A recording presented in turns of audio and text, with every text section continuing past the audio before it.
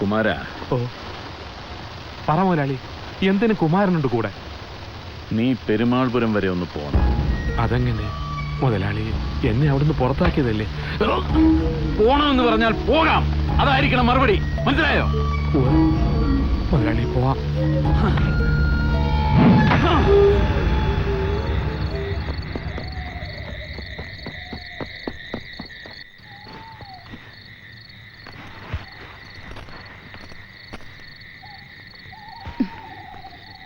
ചിറ്റൂര് ഭാഗത്ത് ഏത് വേലയും പൂരവും നടക്കണത്തും ഞാൻ പോയി കാത്തു നിൽക്കും.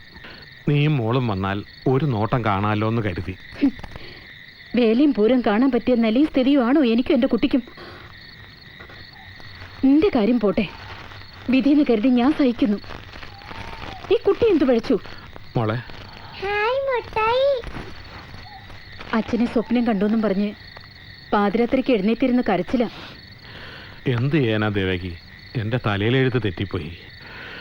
നേരെ ആവാനുള്ള സമയം കഴിഞ്ഞിട്ടില്ല ഇനിയും. ഇപ്പോൾ ഒരു പണിയുണ്ട്, അതിന് ചേർന്ന വരുമാനവും.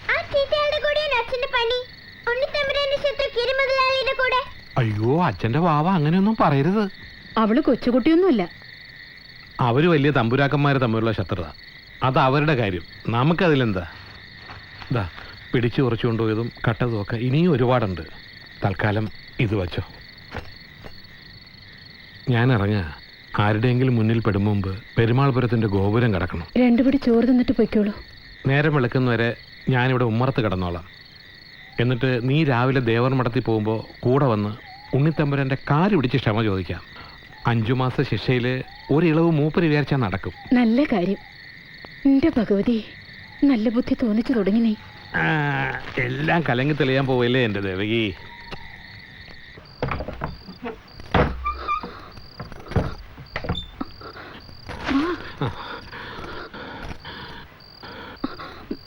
എന്താ കുമാരൻ അങ്ങോട്ട് മാറിക്കേ.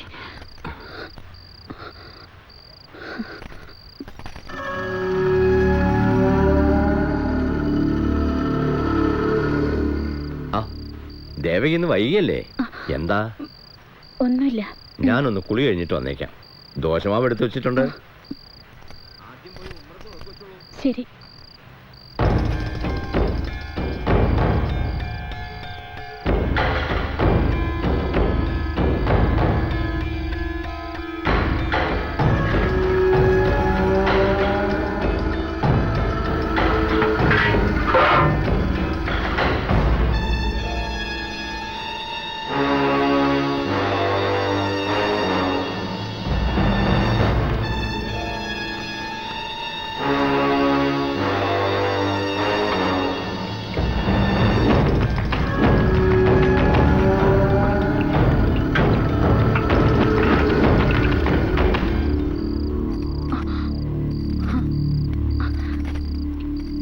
എന്താ സമയം?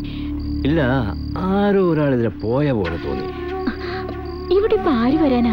സ്വാമിക്ക് തോന്നിയതായിരിക്കും. തോന്നിയതായിരിക്കാം. ശരി, വാ. ഈശ്വര,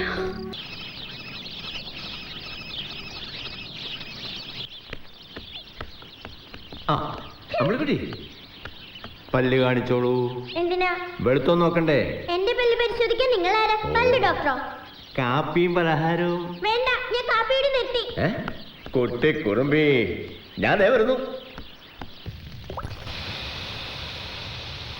അമ്മേ, എനിക്ക് ദോശതാ. അപ്പ സ്വാമി വരട്ടെ മോളെ. അപ്പ സ്വാമി കള്ളനാ. അമ്മ ദോശതാ. ഇന്ന് എനിക്ക് ഫസ്റ്റ് അടിച്ചിട്ട് ഉണ്ണിത്തമ്പുരാനെ പൊട്ടിക്കണം.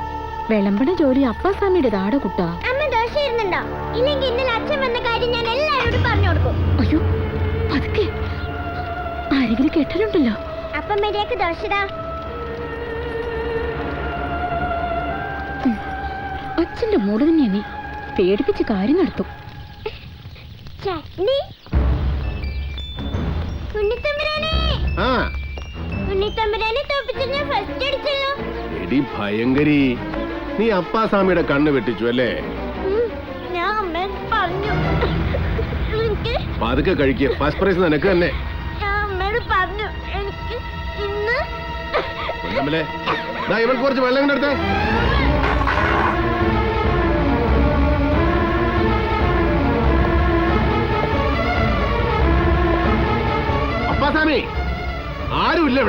എവിടെ പോയി കിടക്കണവരൊക്കെ?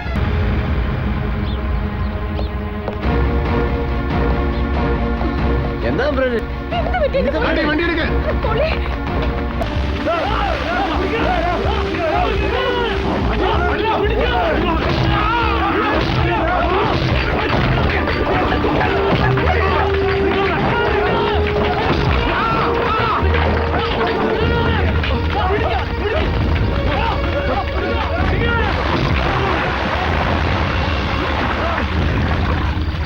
എനിക്ക് എന്റെ മോളെ ഒന്ന് കാണണം. എന്നെ ഒന്ന് കാണിക്ക്. അത് കഴിഞ്ഞ് എന്നെ തല്ലിക്കൊത്തോ. ഇല്ല പൊന്നി, നിന്നെ നീ മണ്ണി കണ്ടുപോകരുത്. ഗിരി മുതലാളി പറഞ്ഞിട്ട് ചെയ്തതാണ് നാരായണനെ കൊല്ല. എന്നിട്ട് നിന്നെ കൊല്ലാതെ വിടുന്നത് അദ്ദേഹത്തിന്റെ ദയ. ഞാനൊന്ന് പറഞ്ഞോട്ടെ. നീ ഒരു കോപ്പം പറയണ്ടടാ നായെ. ഓടിക്കോ. ആ മോക്ക് വേണ്ടി നാട് മുഴുവൻ കരയണം. എണീക്കണം, ഓടണം.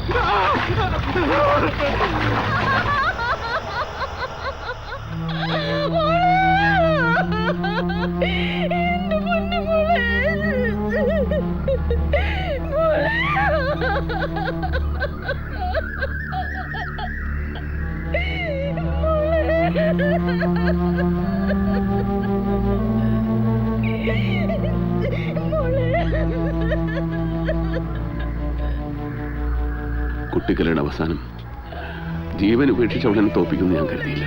ദൈവഹിതം. കൂടുതലൊന്നും പറയാൻ നമുക്കാവില്ല.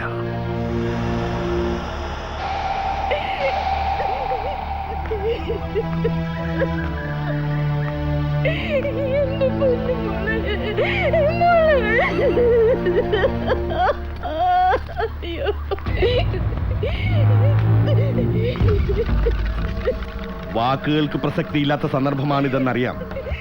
എങ്കിലും പറയാതെ വയ്യ നാരായണൻ.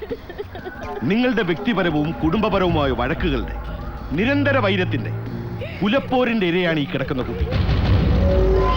അതെ, നിങ്ങളാണ് ഇതിന്റെ ഉത്തരവാദി.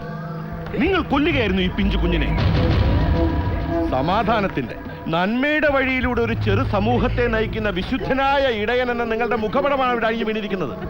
മാടമ്പി തമ്പുരാക്കന്മാരുടെ കള്ളച്ചൂതുകളിൽപ്പെട്ട് പ്രാണം വെടിയാൻ ഈ പാവം കുഞ്ഞ് എന്ത് തെറ്റ് ചെയ്തു? കുട്ടികൃഷ്ണ, ഇത് ചന്തപ്പറമ്പല്ല നിനക്ക് കണ്ടക്ഷോഭം ചെയ്യാൻ.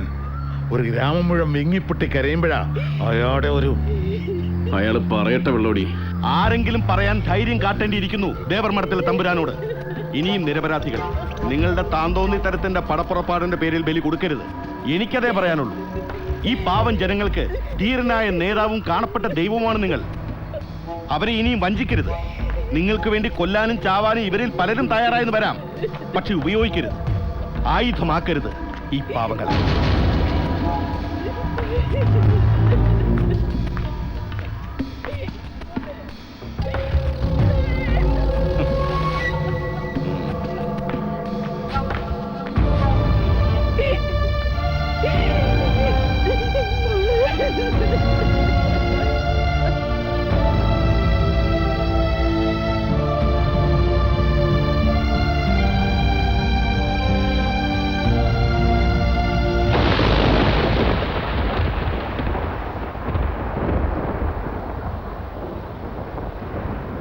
യാത്ര പറയുകയാണ്.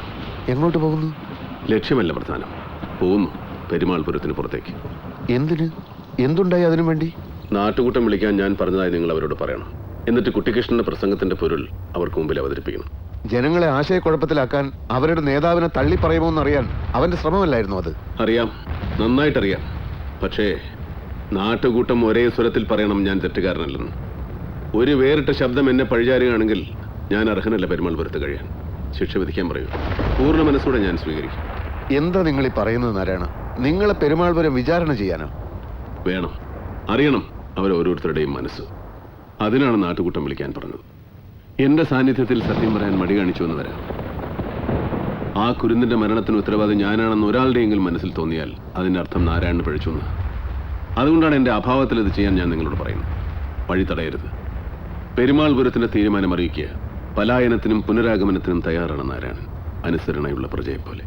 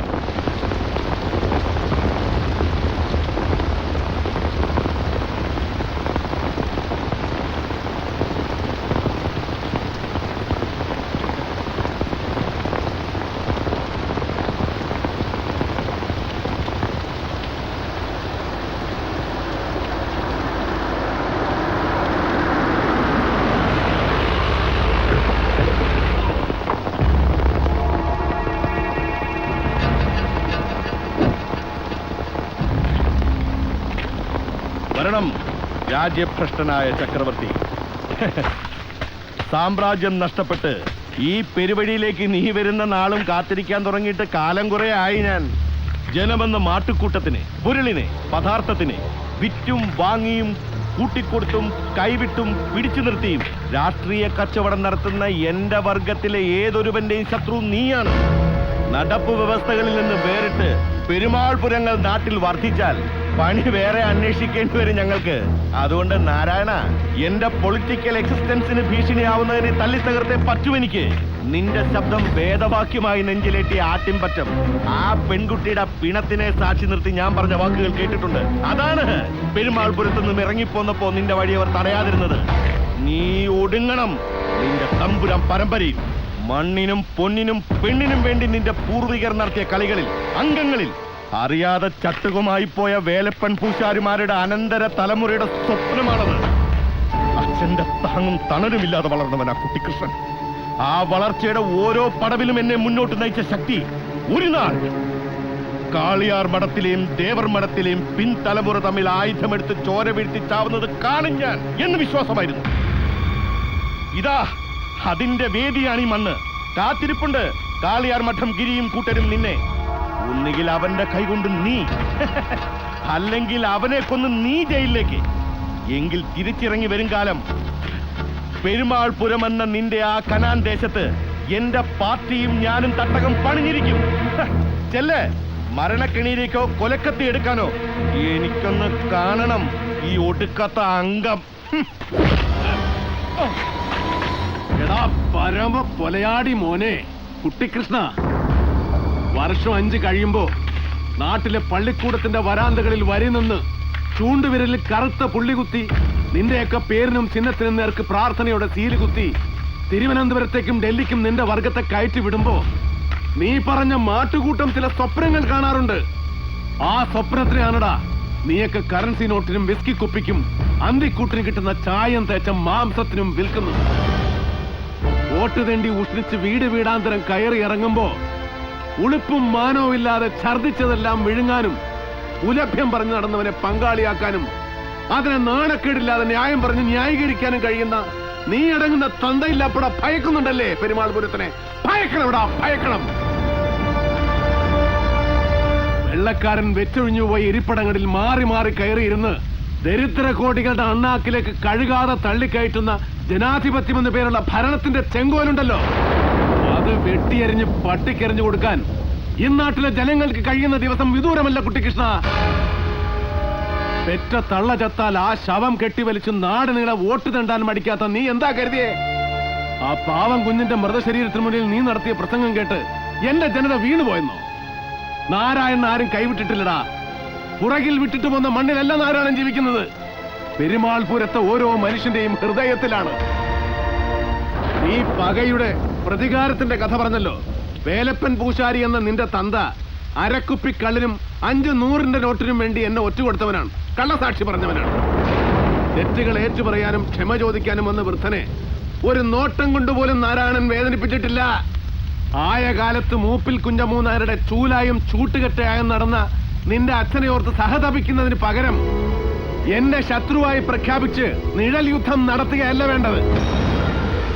നാരായണന്റെ അന്ത്യം നീ കരുതുന്നത് പോലെ സംഭവിച്ചാൽ, ഒരു കൊലക്കത്തിയിൽ ഒടുങ്ങിയാലും കൊലയാളിയായി തുറുങ്കിലടക്കപ്പെട്ടാലും പെരുമാൾപുരം അനാഥമാവില്ലടാ. നിന്റെ പാർട്ടിയും വ്യഭിചാരപ്പണം കൊണ്ട് തുന്നി അതിന്റെ കൊടിയും ആ മണ്ണിൽ ഉറക്കില്ല, ഉറച്ചു നിൽക്കില്ല. അത് അനുവദിക്കില്ല ആ നാടിന്റെ മക്കൾ. കാരണം നാളിതുവരെ അവരെ നയിച്ചത് നിന്നെപ്പോലെ ഒരു രാഷ്ട്രീയ എംബോക്കിയല്ല. പകരം സഹനത്തിന്റെ, നന്മയുടെ, ധർമ്മത്തിന്റെ ഭാഷയും ജീവിതവും അവരെ പഠിപ്പിച്ചവനാണ്. അതുകൊണ്ടാണ് അവനെ അവർ പ്രജാപതി എന്ന് വിളിക്കുന്നത്. വഴിമാറ്, എനിക്ക് അവനെയാണ് കാണേണ്ടത്. എന്റെ നാടിന്റെ വിളക്കായിരുന്ന പാവം കുട്ടിയുടെ അന്നത്തിൽ പാഷാണം കലക്കിച്ച പരമനാറിയെ. മാറി നിൽക്കണ MLA.